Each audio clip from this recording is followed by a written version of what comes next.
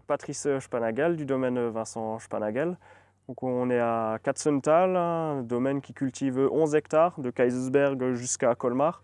70% des vignes sont autour de Katzenthal.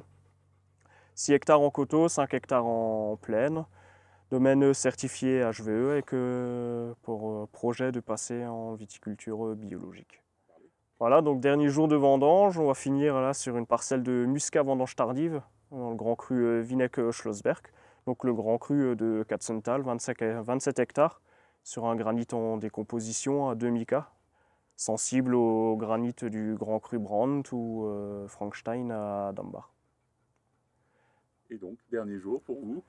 Dernier jour, ouais, enfin, quasiment un mois et 10 jours de récolte. On pensait que ça allait être des récoltes beaucoup plus rapides, vu les températures de début de saison, mais après ça s'est pas mal calmé, on a eu quelques nuits fraîches. Du coup, les maturités ont pu évoluer assez progressivement, tout en gardant quand même des belles acidités, à part sur les Gewürztraminer. Ça donnera des vins assez riches, avec des jolis équilibres et pas mal de finesse aromatique.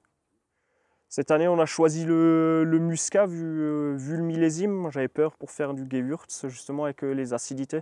Je préférais partir sur du muscat ou du Riesling qui ont un potentiel d'acidité un peu plus élevé. Puis après, à Katzenthal, on a été touché au 15 août par de la grêle. Donc c'est une parcelle qui a été relativement indemne, bien préservée de la grêle. C'est aussi pour ça que j'ai privilégié ce cépage et notamment cet endroit. Parce que les autres parcelles de Gewürztraminer ou de Riesling, elles ont été plus impactées, elles sont implantées dans un autre sens. Et la grêle avait bien abîmé quand même la récolte, surtout sur une face. Bah, pareil, hein, 2021, c'est deux extrêmes. Hein. 2021, on ne savait plus quoi en faire de toute cette eau. Et en 2022, on aurait été bien content de récupérer une ou deux averses de 2022 pour réussir à faire un très beau millésime.